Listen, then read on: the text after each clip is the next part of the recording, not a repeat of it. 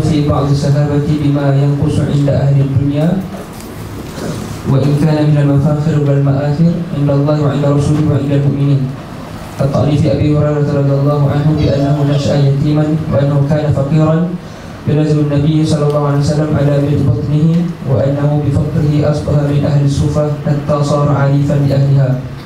يقول الدكتور السباعي رحمه الله تعالى في هذا الطاعن: لا يخجل من الله ولا من الناس، ولا الفقر والسكن الصفة عيب ومهانة عند الله ورسوله، ولا هو عيب عند ذوي النفوس الكريمة التي نبتت في ظلال المكرمة.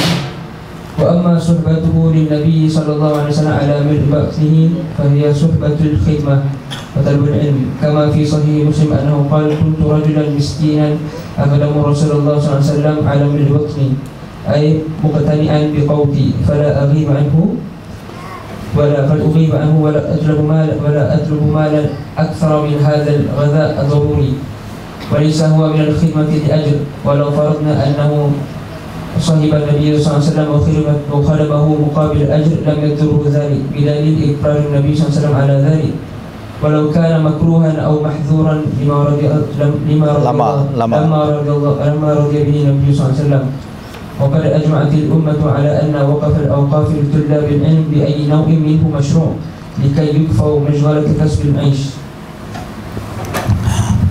Taktik perkara kedua yang digunakan oleh kumpulan yang mencoba mencela dan merusak adalah sahabat, ialah mereka mencela sebagian sahabat karena kekurangan dalam aspek duniawi.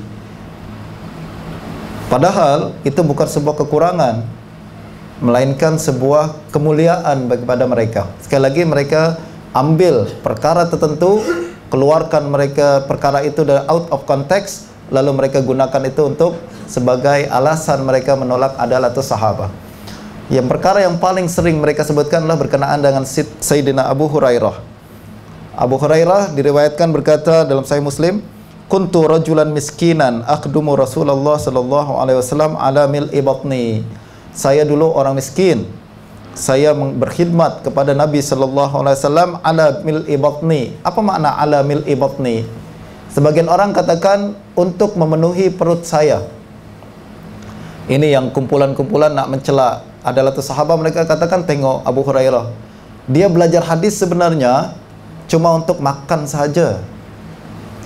Dia bukan nak ikhlas cari hadis, nak ikhlas nak menuntut ilmu, tapi setakat nak dapat makan. Sebab orang miskin kalau tak buat macam gini dia tak dapat makan. Ini aib ke tak aib? Pertama, kita kena tengok ala mil'i batni tidaklah seperti yang mereka fahami. Yang benar adalah ala mil'i batni maknanya muqtani'an biquti. Saya cukup dengan apa yang saya makan saja, cukup makan saja. Maknanya saya tinggalkan semua pekerjaan yang lain, saya tinggalkan semua profesi yang lain, padahal saya mampu untuk bekerja, saya mampu untuk berniaga, tapi saya tinggalkan itu semua, saya cukup makan saja hanya untuk kumpulkan hadis Nabi sallallahu alaihi wasallam. Maknanya ini celaan ke atau pujian? Mana pujian lah? Sebab dia tinggalkan segala sesuatu, tinggalkan kemewahan dunia, cukup dengan makan saja. Asal saya cukup makan, maksudnya saya tak pengsan karena kelaparan lah. Saya cukup makan 1-2 suap, lalu seluruh masa saya curahkan untuk mencari hadis Nabi sallallahu alaihi wasallam dan berkhidmat kepada baginda Nabi sallallahu alaihi wasallam. Tengok, tapi musuh-musuh Islam beliau pelintir, beliau rubah makna ini agar selari dengan pandangan image negatif yang mereka coba kembangkan. Kalaupun makna ala mil'i batni itu seperti yang mereka bayangkan, maknanya adalah khidmat kepada Nabi setakat untuk dapat makan saja, itu bukan perkara buruk. Kalau buruk, niscaya Nabi akan salahkan. Lama radhiya an-nabiy sallallahu alaihi wasallam bihi, niscaya Nabi tak akan benarkan perkara tersebut. Bukti bahwa Nabi benarkan dan Nabi tak salahkan Abu Hurairah, maknanya adalah perkara ini sesuatu yang dibenarkan, bukan satu keburukan, perkara yang halal, dihalalkan oleh baginda Nabi sallallahu alaihi wasallam. Bahkan ajma'atil ummah ala anna waqfal awqaf li tullabil ilm bi ayyi naw'in minhu masyru'. Bahkan ulama telah sepakat bahwa wakaf untuk penuntut ilmu adalah sesuatu yang dibenarkan. Kalau ada seorang punya kebun kelapa sawit misalkan, lalu dia wakafkan, saya wakafkan kebun kelapa sawit saya ini untuk setiap penuntut ilmu agama. Siapa yang perlu duit datang ke tempat saya boleh keluarkan duit daripada hasil wakaf ini untuk dia. Sah ke tak sah? Sah. Menuntut ilmu, dia tinggalkan semua pekerjaan lain padahal dia masih muda, dia mampu bekerja, tapi dia tak nak bekerja hanya untuk menuntut ilmu saja, dan duit minta daripada wakaf, boleh ke tak boleh? Boleh. Ini menunjukkan bahwa apa yang awak anggap dia satu keburukan sebenarnya adalah sesuatu kebaikan. Dan sekali lagi, modus operandi yang digunakan oleh musuh Islam adalah mereka ambil maklumat out of the context. Dulu saya ingat Dr. Nuruddin Itter dalam kelas juga pernah bercakap pada kami. Saya pernah berdebat dengan satu orang yang mencoba untuk meragukan kesahihan hadis, ilmu hadis dan lain-lain. Dia ambil nukilan dari berbagai kitab-kitab untuk menjadi dalil ucapan dia. Kata doktor, saya tak nak berdebat dengan awak. Cukup kita ambil buku-buku yang menjadi rujukan awak. Apa yang awak ambil dalil itu kita tengok asal tempatnya seperti apa sebenarnya ucapan tersebut, konteksnya macam mana. Tak payah debat panjang-panjang. Awak gunakan kalimat siapa tadi? Imam Sayyidina Abu Hurairah. Jom kita tengok Sahih Muslim bagaimana kalimat sebenarnya. Sebab biasa kita tahu bahwa awak ni suka ambil dalil out of the context. Dan memang itu yang selalu berlaku tuan-tuan dan puan sekalian. Kalau kita nak berbincang, berdebat dengan siapapun, sukar kita nak debat sama dia. Ada saja dalil yang digunakan. Padahal kalau kita rujuk kepada dalil aslinya, maraji asliyahnya, kita akan tengok bahwa dalil yang mereka gunakan sebenarnya out of the context. Atau dirubah kalimatnya. Ada kalimat yang dibuang. Atau apa, tak payah debat. Kita buka apa dalil awal, kita tengok buku-buku asalnya. Kita akan tengok bahwa perubahan apa yang telah awak lakukan sehingga berlaku kesalahfahaman yang disengaja untuk membela pandangan tersebut. Allah. ثالثا اختلاف المطائن من قضايا صحيحة الغرب لا مطعن فيها أبدا. وقد ذكر بعضهم أن الصحابة كان يتهم بعضهم بعضا في الحديث واستدل بما ذكره العلماء من الأمثلة بقوانين الرواية وتثبت فيها عند الصحابة، مع أن هذه الروايات قد نص فيها أصحابها كعمر وعلي رضي الله عنهما بأنهم لم يفعلوا ذلك تكذيبا ولا اتهاما، إنما فعلوه بقدر التثبت وللحظ على الإقلال من الحديث. من ذلك أيضا طعن في أبي هريرة بأنه كان يمزح وأنه كان ذا لعابة وروح مرحة. هذا الأمر لا نعلم أحدا عابه أو طعن فيها على أهل من أهل الدين والمروءة، فأي شيء يجرى أبا هريرة وعدالته وكرامته، لأن كل جريمة أبي هريرة في نظر الطاعن أنه كان خفيف الروح مما لم ينسجم مع روح الطاعن، وما كان المزاح في دين الله مكروها، وإلا كانت الثقالة وغلاظة الحس والروح أمرا محبوبا. وقد كان الرسول صلى الله عليه وسلم يمازح أصحابه ولا يقول إلا حقا، وكان الصحابة يمزحون، وكان منهم مشهورون بالمزاح بالمذهب البريء في حدود الشريعة والأخلاق، ومنهم أبو هريرة رضي الله عنه وعنهم. Perkara yang ketiga yang dilakukan oleh musuh-musuh hadis adalah mereka menciptakan mata'in, ikhtilaqul mata'in an min qadaya sahihatil gharad la mat'ana fiha abadan. Mereka menciptakan mereka kecacatan dari kes-kes yang sebenarnya baik. Tak ada ta'an, kecelaan padanya. Misalnya, apabila Sayyidina Umar bin Khattab tidak menerima hadis dengan mudah, tidak bermudah-mudah menerima hadis, tujuannya adalah untuk taklil riwayah. Misalkan Sayyidina Umar, dia tak menerima hadis daripada Abu Sa'id Al-Khudri dengan mudah saja. Padahal Abu Sa'id meriwayatkan hadis tersebut daripada Nabi sallallahu alaihi wasallam. Untuk musuh-musuh hadis mereka gunakan kes ini sebagai alasan bahwa tengok para sahabat pun tidak percaya dengan sahabat yang lain. Maknanya para sahabat menjarah sahabat yang lain. Mereka tidak udul, tidak semua sahabat udul. Kalau udul, tak mungkin Umar apabila mendengar hadis daripada Abu Sa'id Al-Khudri, beliau tak terus terima. Padahal kes ini telah dirubah daripada kes yang sebenarnya sahihatul gharad. Sebenarnya adalah Sayyidina Umar bukan tak terima daripada Sayyidina Abu Sa'id, akan tapi beliau ingin tasabbut dalam hadis. Yang kedua, ingin iqlal riwayah. Jangan orang sembarang-sembarang riwayatkan hadis daripada Nabi sallallahu alaihi wasallam tanpa dikaji terlebih dahulu. Sebab kalau Sayyidina Umar senang saja tasahul dalam menerima hadis, dikhawatiri orang akan senang-senang meriwayatkan hadis daripada Nabi tanpa kajian terlebih dahulu. Dan ini yang kemudian dapat merusak keaslian, kemurnian hadis Nabi sallallahu alaihi wasallam.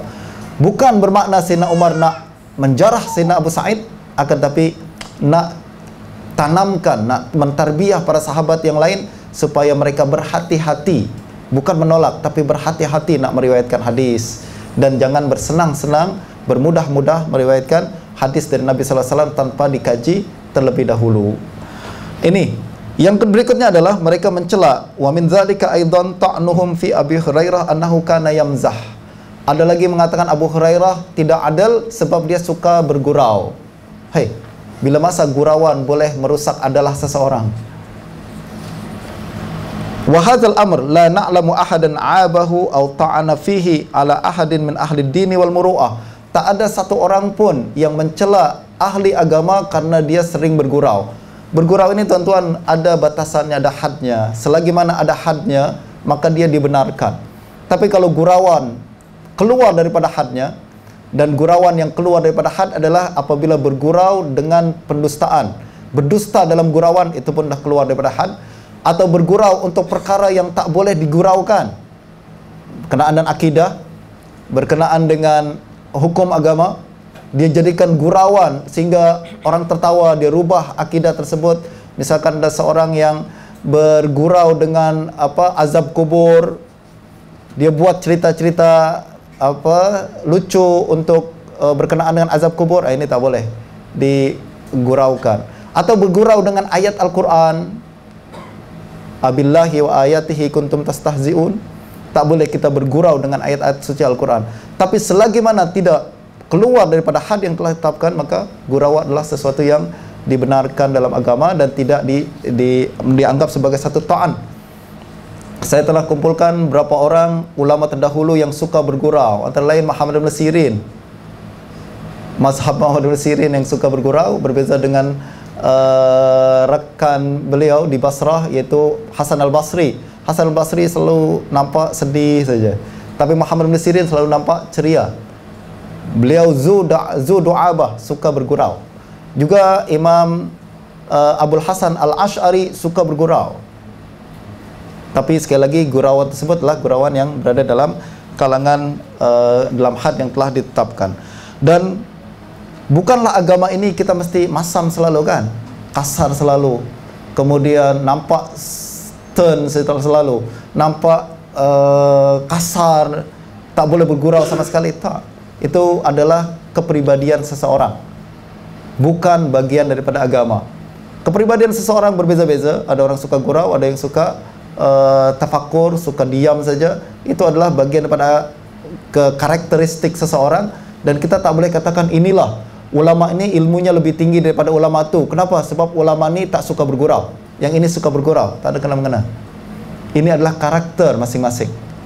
Kita tak boleh katakan Sayyidina Hasan al-Basri lebih faqih, lebih alim, lebih zuhud berbanding Muhammad bin Sirin karena Hasan al-Basri tak pernah bergurau, Ibn Sirin suka bergurau.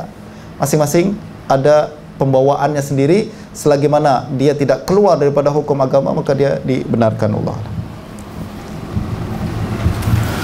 رابعا تحريف النصوص التي يستند إليها من المراجع وكتب الأدب والتاريخ مليئة بالأكاذيب التي لفظها الدجالون المبطلون، لكن الأطباء منها أن يعمل هؤلاء إلى الرواية الصحيحة يتزيدون عليها أو يحرفونها عن موضعها. ومن أمثلة ذلك أن علماء الحديث ذكروا في نوع رواية الأكابر عن الأصاغر رواية الصحابة كأبي هريرة والعبادلة ومعاوية وأنس عن كعب الأحبار، فجاء الطاعن وزعم أنهم رووا الحديث عن كعب ثم نسبوه إلى النبي صلى الله عليه وسلم، وهذه دعوة فاجرة لم يجد صاحبها دليلا عليها سوى تحريف النصوص ووضعها في غير ما قالوه، فإن العلماء إنما ذكروا ذلك في بيان أخذهم عن أهل الكتاب أخبر الأمم الماضية في قرون ما رسم لهم النبي صلى الله عليه وسلم: لا تصدقوا أهل الكتاب ولا تكذبوهم. أما أن ينقل الحديث النبوي عن هؤلاء فليس مما وقع ولا أراده العلماء بقول السابق. من ذلك قول في عبد الله بن عمرو: أصاب زاملتين من كتب أهل الكتاب وكان يرويها للناس عن النبي صلى الله عليه وسلم، ونسب الطائن ذلك إلى فتح الباري لابن حجر.